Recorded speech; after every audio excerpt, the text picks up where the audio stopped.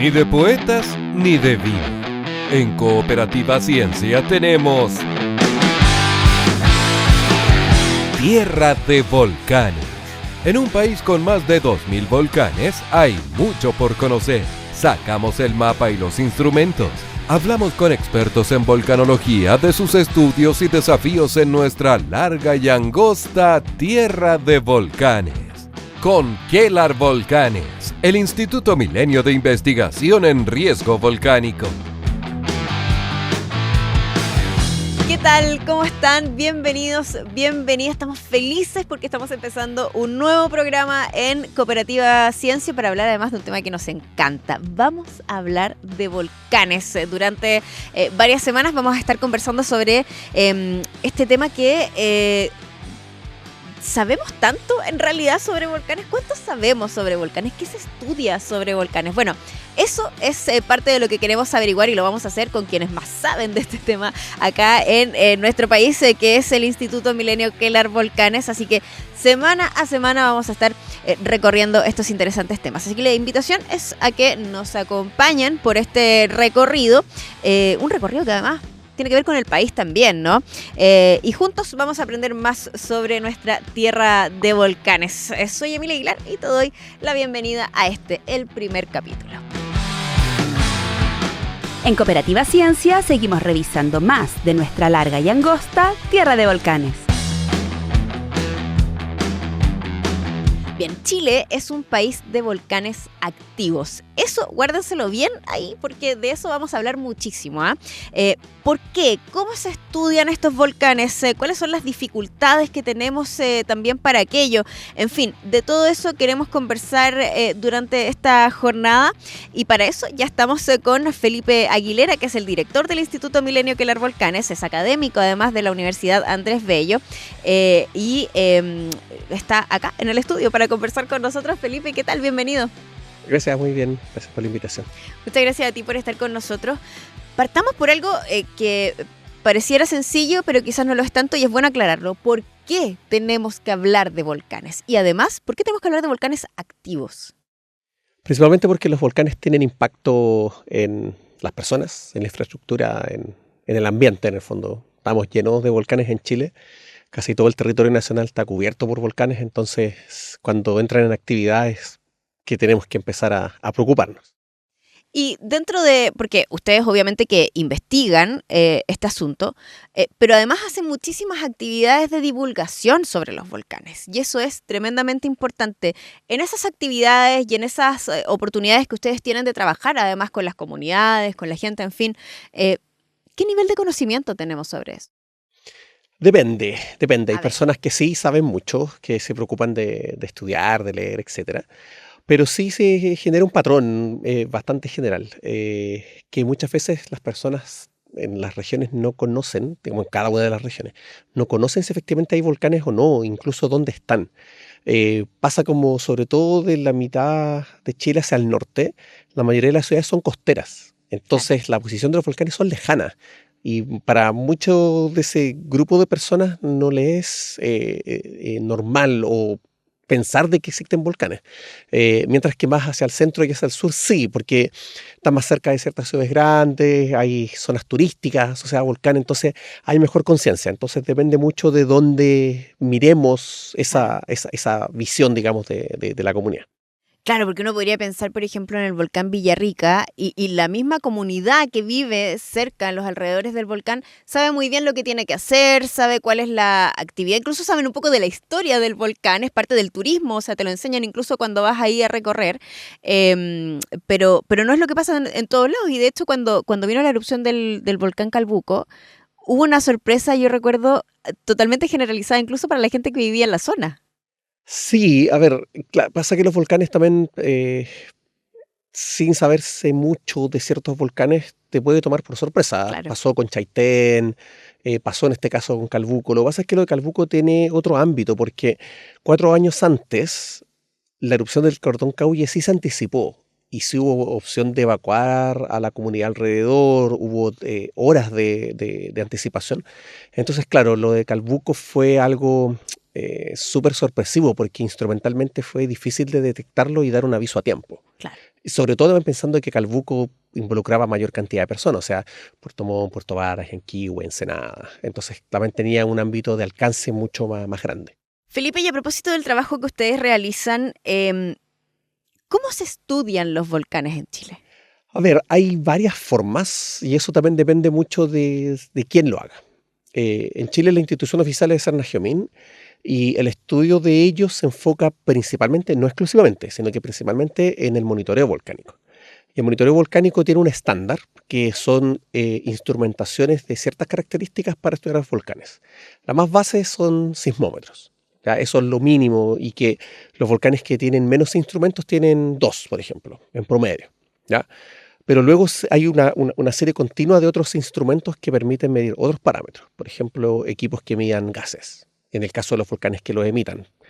Otros que miden la deformación de la estructura del volcán, porque los volcanes también, entre comillas, respiran, entonces se inflan y se desinflan. ¿Ya? Hay también instrumentación satelital, imágenes satelitales que permiten ver también cómo se comportan los volcanes. Y así se van sumando varias técnicas, así, ahora nombrarlo muy en términos generales.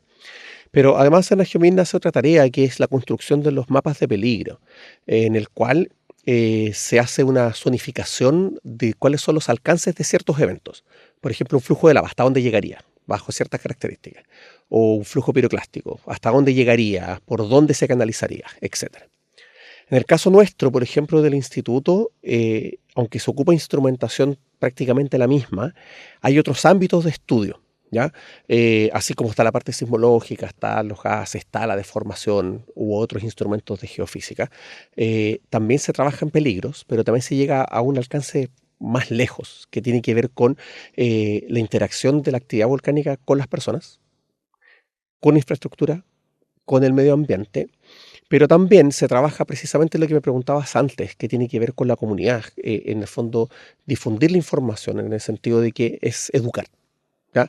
Y esa educación puede darse de distintas formas, formal, ¿cierto? A través de la estructura escolar, pero también, entre comillas, informal, que son las ferias de divulgación.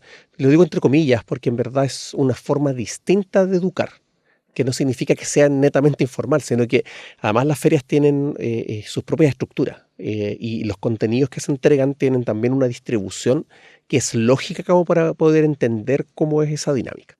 Ese punto es súper interesante porque pareciera que es también un desafío para la ciencia y para los científicos y científicas entender que no solamente esa información que uno investiga y que luego se publica en papers puede quedar ahí, sino que es precisamente esa comunidad que vive cerca, ¿no? de estos volcanes quienes tienen que tener más información, pero obviamente no la información del paper. Entonces, ¿cómo es ese trabajo también con las comunidades?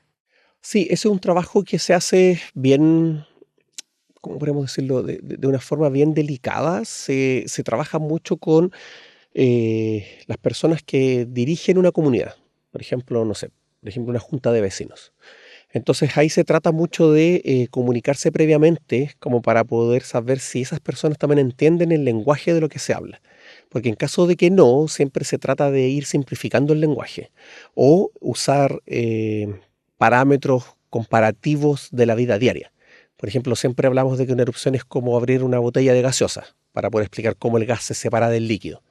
También buscamos eso, un poco los ejemplos comunes de la casa o de la vida diaria, como para poder explicar cosas. Entonces, siempre se trata de eso, sobre todo cuando nos ha pasado harto de que tenemos que trabajar con una comunidad para explicarles en qué está, por ejemplo, un volcán, en qué está, me refiero de sea puede venir una erupción o no, o si es que ocurrió una erupción, si puede volver a ocurrir, es tratar de explicar esos parámetros de esa forma. Claro, uno se va al número duro de la información, sino que se trata de hablarle en un lenguaje lo más simple posible. Entonces, en ese sentido, se trabaja mucho con las personas que están a cargo de la comunidad para poder tratar de ir simplificándolo. Felipe, hay otro tema que es muy interesante de la investigación que ustedes realizan, y que es la parte que no se ve, ¿no? Que es la dificultad de estudiar un volcán. Es decir, lo que significa una, voy a decir, expedición a un volcán para científicos que a lo mejor pensaron que iban a pasar, no creo que quienes se dedican a esta materia, ¿no? En un laboratorio, pero esto requiere un esfuerzo físico, requiere de a lo mejor capacidades distintas, ¿no? Para poder estar en estos lugares.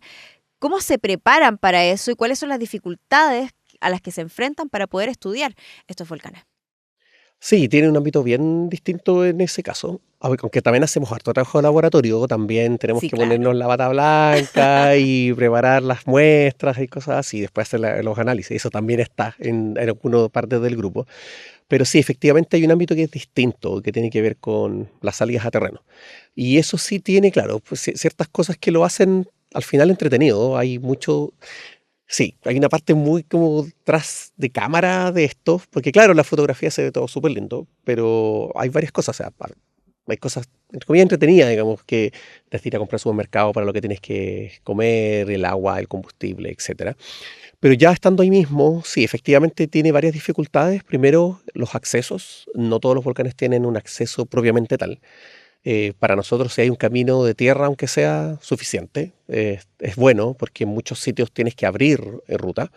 Entonces eso también requiere ciertas habilidades que se van construyendo a través del tiempo. El hecho de saber manejar un vehículo con doble tracción, el saber dónde meterte, dónde no meterte, dónde pasar rápido, dónde ir a alta velocidad, baja velocidad, todo lo que implica.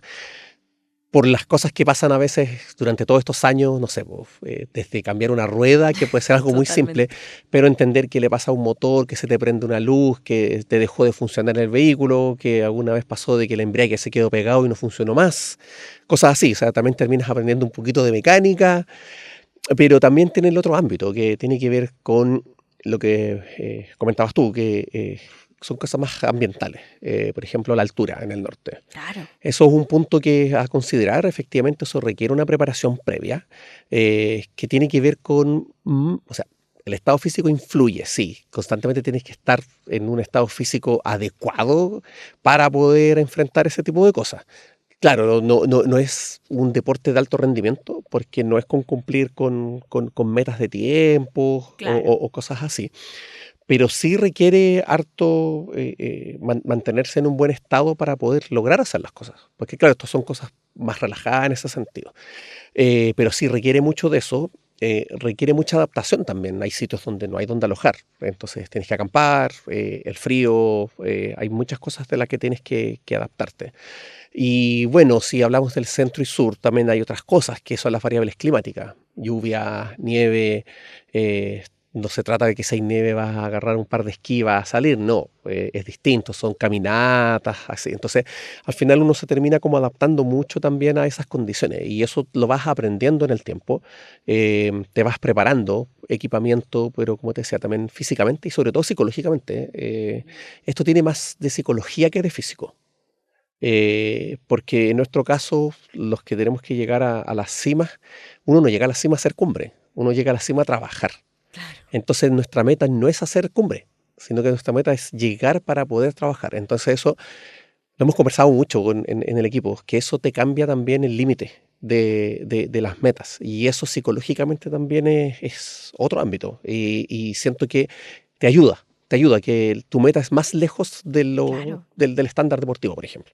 Oye, eso es interesantísimo. Yo creo que la gente ni siquiera se lo imagina que detrás de todas estas investigaciones que se hacen en volcanes en nuestro país hay un tremendo desafío físico y mental, ¿no? Además de la complejidad científica que significa, porque además ustedes no suben solamente con su mochila de trekking, sino que suben con instrumentos. Entonces hay una cosa ahí bien compleja, pero al mismo tiempo muy interesante.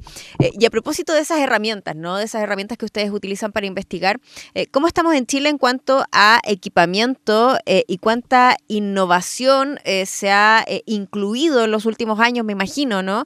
Para el estudio precisamente que ustedes realizan?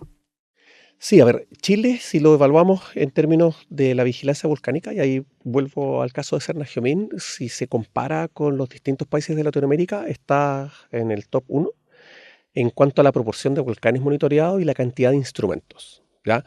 Los otros dos países que están, o tres países extras que están muy bien monitoreados es México, es Colombia y Ecuador. Eh, pero claro, si comparamos la proporción de volcanes, aquí en Chile es excesiva. O sea, en la lista es en el ranking específico de riesgo volcánico.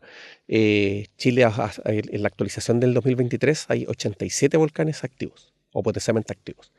que eventualmente son más, porque ese ranking siempre se mueve, dependiendo mucho de lo que se va sabiendo año tras año. Entonces, en ese sentido está súper, súper bien, pero claro, si nos comparamos, pero si hacemos la mirada interna, ese número es muy grande. Y actualmente hay 47 volcanes monitoreados. Entonces uno dice, chuta, nos falta. Claro. Entonces, claro, siempre es bueno tener esa visión.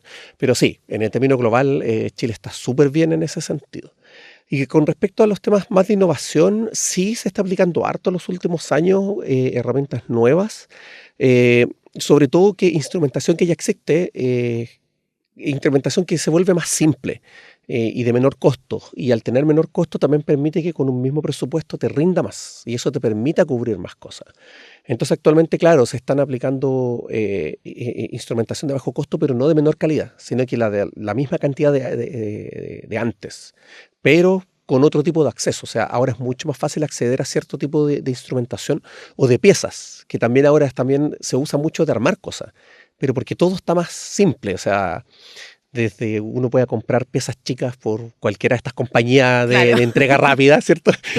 Pero que antes no existía. Entonces eso también permite que todo el flujo de elementos sea más fácil y sea más accesible para uno como usuario, más que depender de una compañía, por ejemplo, que te la estructure.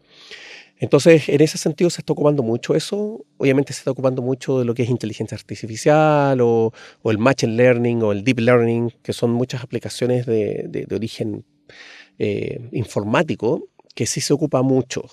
También las automatizaciones de procesos, de análisis de datos.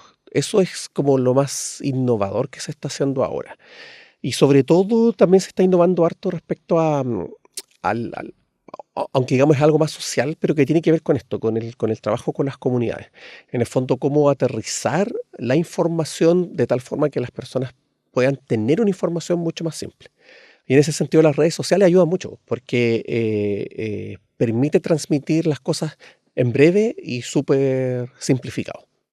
Felipe, vamos a tener varios, digamos, capítulos para hablar de las amplias líneas de investigación que ustedes tienen, pero con lo que investigan, digamos, a diario, ¿cuáles dirías tú que son los desafíos que tenemos todavía mirando hacia adelante en la investigación sobre volcanes en nuestro país?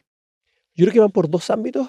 El primero tiene que ver con los recursos, es decir, que poder capturar más recursos para poder tener una red mucho más grande, que al final tanto estas iniciativas que hacemos nosotros, que son derechamente desde el Ministerio de Ciencia, con lo que hacen las instituciones del Estado como Cernagiomín o Senapred, puedan integrarse. Eso es un desafío que es lento y que más allá de las voluntades, porque están y se ha ido trabajando en eso, tiene que ver con los tiempos también, los tiempos del Estado, el Estado como aparato, Claro. y que eso es independiente incluso de los gobiernos, eso tiene que ver como estructura de país, y eso tarda, y poder inyectar eso y poder entrelazarlo entre las instituciones es complejo porque hay mucha burocracia de por medio. Eso es un primer gran desafío y tiene que ver con esto, la atracción de recursos y cómo eso logra integrarse dentro del sistema. Y lo segundo también está conectado, pero tiene que ver con precisamente con la labor de Senapred y cómo esa labor con Senapred de la parte preventiva pueda comunicarse a la comunidad. Todavía la estructura en Chile de Senapred necesita ser reforzada y sobre todo en este ámbito, porque tenemos muy buena experiencia en terremotos, en tsunamis, pero sí hay otros eventos que no son los volcanes. Pensemos también en la remoción en masa, en los aluviones, que son eventos más locales. Entonces, en ese sentido, se requiere mucho trabajo por ahí y más un trabajo social que tiene que ver con transmisión de información y eso, los actores claves son las municipalidades. Ahí falta meter mucho para poder hacer de que las municipalidades se hagan cargo también de esto, o sea, que entiendan de que el manejo local es súper importante y que sean capaces de responder ante una emergencia. Es un desafío que es complejo, pero que requiere tiempo y yo creo que por ahí van los caminos. O sea, más que un tema de voluntad, insisto, es un tema de hacer que la estructura del Estado sea mucho más eficiente para que esto avance. Ahí está entonces la conversación con Felipe Aguilera, director del Instituto Milenio Quellar Volcanes y académico de la Universidad Andrés Bello, que nos ha acompañado en este primer capítulo de Tierra de Volcanes. Felipe, muchas gracias por estar con nosotros. Muchas gracias por la invitación. Que estés muy bien. En Cooperativa Ciencia, Tierra de Volcanes. Bien, y para nosotros llega el momento de despedir este primer capítulo, pero antes quiero recordarte que toda esta temporada va a quedar, por supuesto, disponible en nuestro canal de YouTube, en nuestra cuenta de Facebook y también en cooperativaciencia.cl, claro que sí. Así que ahí vas a poder revisar capítulo a capítulo los interesantísimos temas que tenemos para contarles. Así que los invitamos a que la próxima semana se sumen a un nuevo capítulo y sigamos conociendo esta tierra de volcanes. Que estén muy bien. Chao, chao. En Cooperativa Ciencia, Tierra de Volcanes. Fue una presentación de Quellar Volcanes, el Instituto Milenio de Investigación en Riesgo Volcánico.